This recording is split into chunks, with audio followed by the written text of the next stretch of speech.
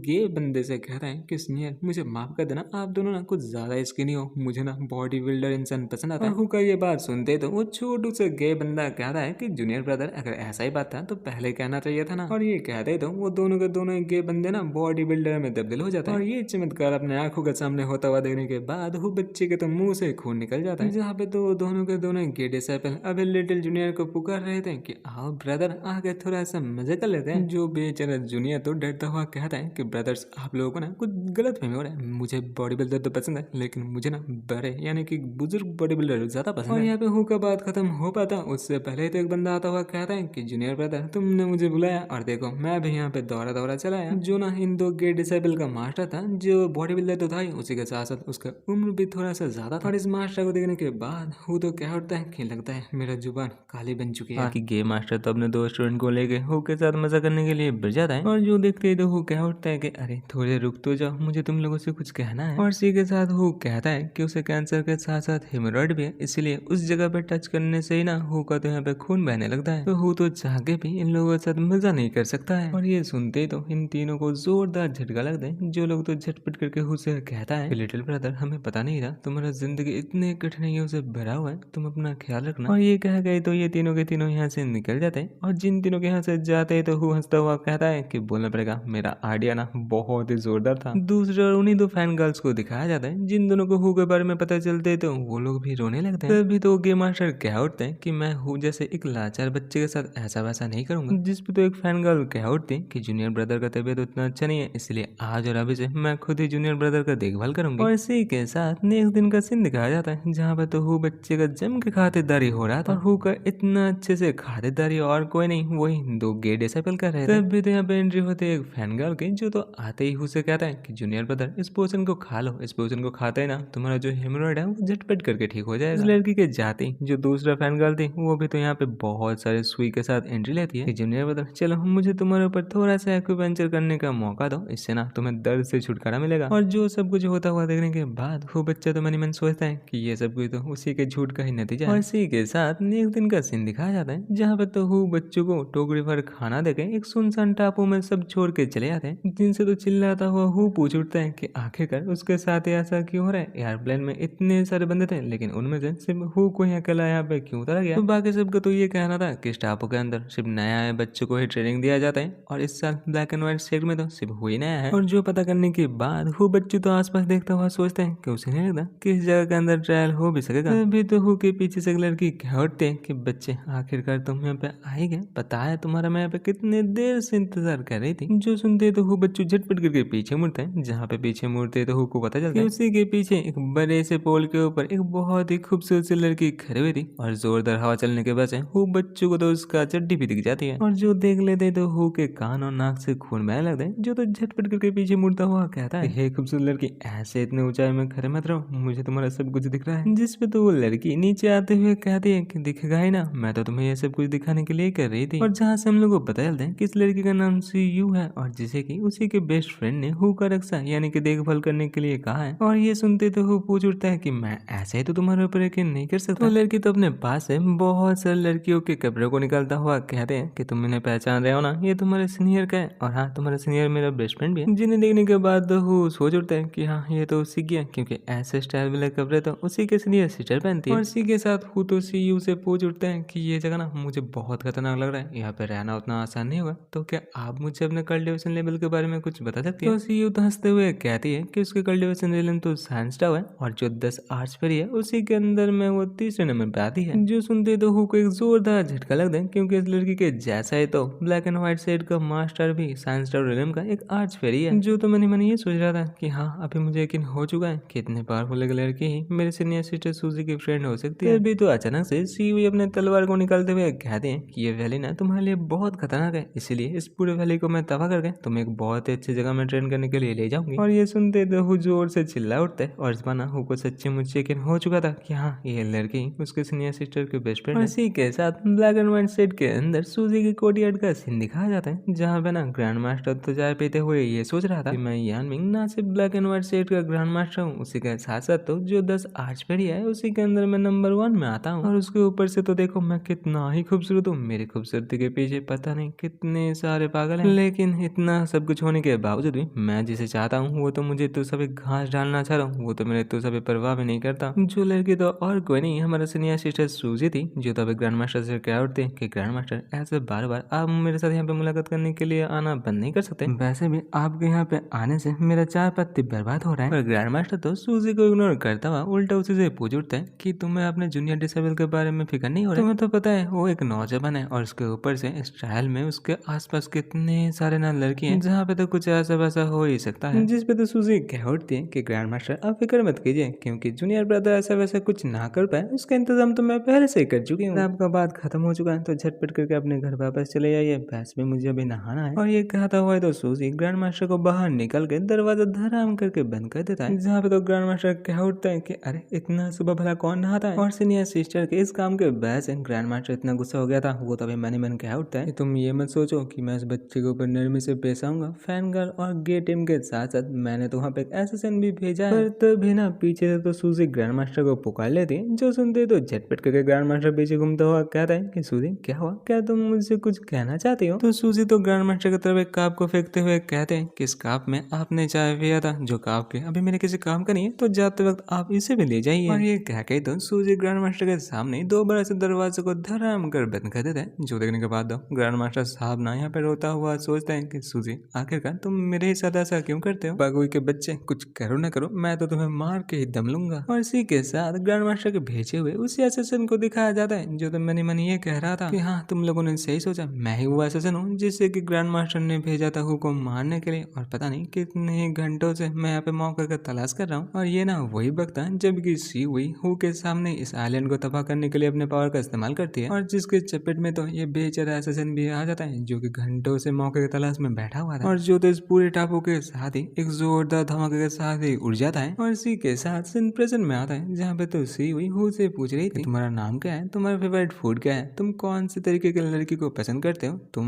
क्या लड़की पसंद करते हो, ये सब छोड़ो, तुम्हारा फेवरेट खाना कौन सा है? और वो कुछ चुप बैठा हुआ देने के बाद तो सी हुई क्या उठती है कि क्या हुआ, कुछ तो बोलो। जहाँ पे तो हम लोग को पता चलता है कि सी हुई तो हु को लेके एक इन पे गई थी, जिस इनके बाकी सारे बंदे तो सी हुई को देखने के बाद कुछ ज्यादा एक्साइटेड हो चुके थे, जो सब तो आपस में ये बात भी कर रहे थे कि अरे ये तो आज फिर सी हुई है ना, जो कि दुनिया के हर एक लड़कों को अपने प्यार के जल में फंसाते फिरती है। जो भी बोलो ये लड़की ना कुछ ज्यादा ही खूबसूरत है, मैं तो इसकी तरफ देखना नहीं चाहता, पर मेरे पापी आंखों को कौन ही बताए, ये तो उसी की तरफ देखे जाते हैं। दूसरे और हु को दिखाया जाता है, जो तो सुई से कह रहे हैं कि मिस सुई मुझे पता है कि आप बहुत ही पावरफुल हैं, तो क्या आप मेरी जिंदगी को बख्श सकते हैं? जहाँ पे तो हु बच्चों मन मन ये सोच रहा था कि पता नहीं सीनियर सिस्टर आखिरकार क्या चाहती है, क्या उसे यही लड़की मिली थी। और अभी तो मुझे ऐसा ही लगता है कि सीनियर सिस्टर यही चाहती है कि ये चड्डी मेरे केले का भरता बना दे। पर तभी ना अचानक से तो हु को चौंकाता हुआ सुई तो झटपट करके जाके हु के गोदी में बैठते हुए कहती है लिटिल ब्रदर तुम फिक्र मत करो, वैसे भी मुझे पता है कि जबरदस्ती करने से कुछ हासिल नहीं होता है, इसलिए मुझे प्यार करने के लिए मैं तुम्हें फोर्स नहीं करूंगी। और इसी के साथ तो इधर बाद का सीन दिखाया जाता है, जहाँ पर ना हु बच्चू तो अपने आप को शांत करने के लिए अपने पास से कार्मिंग पिल्स का एक बोतल निकाल लेता है, जिसे खाने से ना सिर्फ उसका एक्साइटमेंट कम हो जाएगा, उसी के साथ साथ तो कल्टिवेशन में भी उसका बहुत मदद होगा। जो ना यहाँ पे एक आधी नहीं एक साथ चार चार कार्मिंग पिल को खा लेता है। और इन्हीं पिल्स को खाने के बाद हु मन ही मन सोचता है कि मैं हु वागू हूँ, जिसे कि कोई भी आर्च फेरी या फिर बहुत खूबसूरत लड़की भी आकर सीरियस करे मैं तो हिलूंगा नहीं, मेरा पूरा ध्यान तो सिर्फ कल्टिवेशन करने में ही है। और जिसे ना आर्च फेरी सुई तो कुछ ज्यादा सीरियस करने की कोशिश कर रही थी, कभी कभी तो रात में बिस्तर में आ जाती है, कभी कभी तो सुबह नंगी पुंगी भी चली जाती है। पर इतने मेहनत और अपने बुबिस का मदद लेने के बाद भी तो हु के अंदर कोई हलचल ही नहीं होता, उल्टा तो यहाँ पे इतने सारे पिल खाने की वजह से हु बच्चों यहाँ पे ब्रेक थ्रू कर लेता है, जो तो अपने आप को देखता हुआ कहता है कि आखिरकार इतने दिनों से मौत का सामना करने के बाद मैं ब्रेक थ्रू करने में कामयाब हो ही गया। दूसरी ओर तो सुई इतना कुछ करने के बाद बोर हो चुकी थी, और इसी को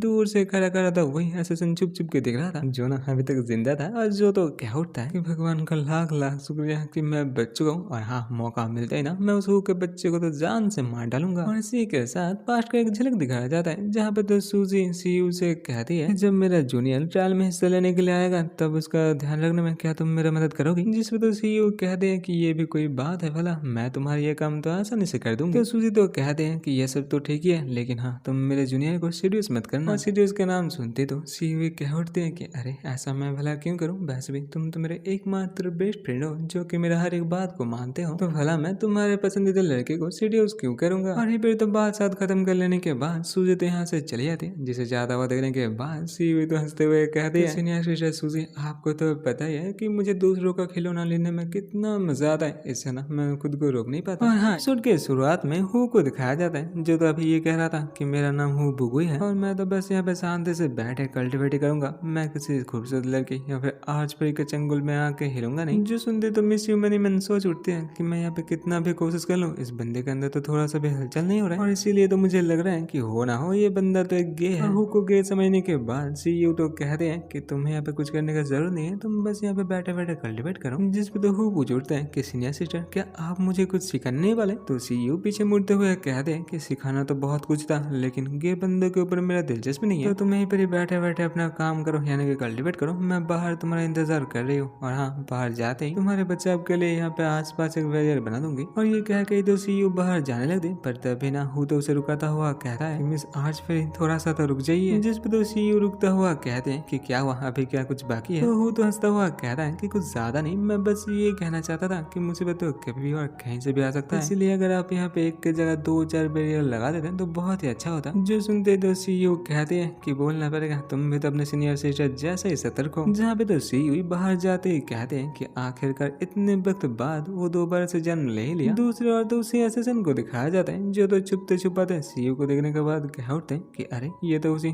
10 आर्च फेरीज में एक है और इसे हराना तो मेरे बस का बात नहीं है, इसीलिए कुछ करके मुझे इससे भगाना पड़ेगा। लेकिन उससे पहले इसके बारे में ना झटपट करके मुझे ग्रैंड मास्टर ये मिंग को बताना पड़ेगा। और इसी के साथ वो तो यान मिंग यानी कि ग्रैंड मास्टर को एक चिट्ठी लिखता है, जिसके अंदर उसने लिखा था कि हु बागुई को तो एक आर्च फेरी रक्षा कर रही है। और जिस लीडर को पढ़ने के बाद दो ग्रैंड मास्टर ये मिंग कह उठते हैं कि मैंने तो कभी सपने में भी ऐसा नहीं सोचा था कि सूजी अपने जूनियर ब्रदर को रक्षा करने के लिए एक आर्च फेरी का बंदोबस्त कर लेगी। पर जो भी हो, मुझे इस आर्च फेरी यानी कि सीयू की कमजोरी के बारे में तो अच्छे से पता है। और इसी के साथ ग्रैंड मास्टर उसे असिस्टेंट को इस चिट्ठी के रिप्लाई में लिखता है मिस सीयू का बॉयफ्रेंड च्वांग फू ने क्यू च्वांग के साथ मिस सीयू के ऊपर धोखा दिया था और इसीलिए मिस सीयू ने उन दोनों को 100 सालों में बार बार मारने के लिए उन दोनों के ऊपर 10,000 स्पिरिट क्रिस्टल का रिवार्ड रखा है। और अभी बस तुम्हें जाकर मिस सीयू से ये कहना होगा कि उसका बॉयफ्रेंड च्वांग फू दोबारा जन्म ले चुका है। और देखना ये कह रही वो यहाँ से झटपट करके उसे मारने के लिए निकल जाएगी। और ग्रैंड मास्टर के इस चिट्ठी को पढ़ने के बाद वो ऐसा ना सच्ची मुच्ची तो अपना भेष बदल गए मिस्सी के पास चला था और जिसे सुनसान टापू में आता हुआ देखते ही तो मिस्सी ना झटपट करके उसी के पास जाता हुआ पूछ उठता है कि आखिर तुम कौन हो और मुझसे तुम्हारा क्या काम है। जिस पे तो एसेसन कहता है कि उसने सुना था कि च्वांगफू को मारने वाले को मिस्सी 10,000 स्पिरिट क्रिस्टल देने वाला है। और अभी अभी तो उसे आसपास के बंदों से ये भी पता चला है कि इस च्वांगफू को ना वेस्ट आइलैंड में कुछ दिनों पहले ही देखा गया है। और च्वांगफू के बारे में सुनते तो मिस्सी ना गुस्से के साथ पूछ उठते हैं कि तुम्हारा ये बात सही है। तो एसेसन भी तो यहाँ पे कॉन्फिडेंस के साथ कहता है कि हाँ मेरा बात एकदम पक्की है। और ये सुनते तो सीयू यहाँ से निकलते हुए कहते हैं कि आज तो मैं उस बंदे को छोड़ूंगा नहीं और रही बात तुम्हारा, तुम यहीं पर रुको, मैं आने के बाद तुम्हें वो इनाम दे दूंगी। और सीयू के जाते तो वो एसेसन भी सोच उठता है कि आखिरकार उससे तो पीछा छुड़ा, इस बार बच्चे भी हुए, तुम्हें मुझसे कौन बचाएगा। और ये सब कुछ सोचता हुए वो एसेसन तो अपने दोनों तलवार को निकालता हुआ कहता है कि तुम बच्चे तो कॉपर डिलम के कल्टिवेटर हो और मैं तो गोल्ड डिलम का कल्टिवेटर हूँ, मुझसे तुम्हें आखिर कौन ही बचाएगा। पर तभी ना बादलों के ऊपर तो किसी को दिखाया जाता है जो तो टुकुर टुकुर ऊपर से ये सब कुछ देख रहा था, जहाँ पर हम लोग को पता चलता है कि ये तो और कोई नहीं सीयू ही थी। और इसी एसेसन को ऊपर से देखते हुए मिस सीयू तो कह उठते कि तुम्हें क्या लगा था कि मैं कोई आम सी लड़की हूँ जिसे कि बुद्ध बनाना एकदम आसान है। मैं तो बस ये देखना चाहती थी कि तुम्हारे पीछे कौन है, आखिर कौन इस लिटिल जूनियर को मारना चाहता है। और इसी के साथ नीचे का सीन दिखाया जाता है जहाँ पर तो वो एसेसन बैरियर को अपने तलवार से तोड़ने का कोशिश कर रहा था, पर वो बैरियर टूटे न टूटे बेचारे का तलवार टूट जाता है। जो देखने के बाद दो एसेसन कह उठता है कि बोलना पड़ेगा आर्च फेरी का बनाया हुआ ये बैरियर तो कुछ ज्यादा ही पावरफुल है। और इसीलिए तो वो एसेसन दोबारा से इसके बारे में ग्रैंड मास्टर को लिखता हुआ बताता है। जो पढ़ने के बाद दो ग्रैंड मास्टर कहता है कि मुझे पता ही था कि ऐसा कुछ होगा और जिसका इंतजाम तो मैंने पहले से ही कर लिया था। इसी के साथ तो ग्रैंड मास्टर अपने पास से टूसान क्लैन का एक एंटी बैरियर टूल को निकालता है, जिससे कि वो अपने फ्लाइंग तलवार के साथ बांध के उसे एसेसन की तरफ भेज देता है। और जो तलवार तो 1 घंटे बाद उसी टूल को लेके उसे एसेसन के पास आ जाता है, जहाँ पे तो वो जनाब एसेसन देखते हैं कि इस टूल के साथ ही तो एक छोटू सा पर्ची लटक रहा था, जिसे पढ़ने के बाद तो कुछ ज्यादा ही चौंक जाता है क्योंकि इस पर्ची के अंदर लिखा हुआ था कि इस टूल को एक्टिव करने के लिए तुम्हें पे 5 बार म्याऊ म्याऊ करना पड़ेगा। और इसी को पढ़ने के बाद दो एसेसन कहता है कि आखिरकार ये कौन से किस्म का घटिया मजाक है। जो भी हो ग्रैंड मास्टर के इस मिशन को पूरा करने के लिए उसे तो सबसे पहले इस बैरियर को तोड़ना ही पड़ेगा। और इसी के लिए अपना जो बचा कुचा सेल्फ रिस्पेक्ट था उसे तो कटने के बाद आखिरकार वो जो म्याऊ म्याऊ था वो कह ही देता है। और इस म्याऊ वर्ड को 5 बार कहते ही तो उसके हाथ में जो एंटी बैरियर टूल था वो तो अचानक से चमकता हुआ एक बड़े से ड्रिल में तब्दील हो जाता है। और इस टूल के एक्टिव होते ही तो वो बंदा ना झटपट करके सीयू का जो बैरियर था उसी को तोड़ने के पीछे लग जाता है, और जिससे भी तो वो कुछ ज्यादा ही आसानी के साथ तोड़ देता है। दूसरे और ये सब कुछ देखते हुए ऊपर से तो सीयू सोचती है ये ड्रिल तो लूसन क्लैन के ग्रैंड मास्टर के सीक्रेट वेपन है, यानी कि इस बंदे के पीछे तो लूसन क्लैन का ये हाथ है। जहाँ पे तो इस बैरियर का तोड़ लेने के बाद वो एसेसन साहब ना हाँपता हुआ तो ये कह रहा था, बोलना पड़ेगा ये हथियार ना सच्ची में कमाल का है, लेकिन इसे तो एक बार इस्तेमाल करने के लिए कितना सारा एनर्जी लग रहा है, और जिसके वजह से तो अभी मेरे पास ना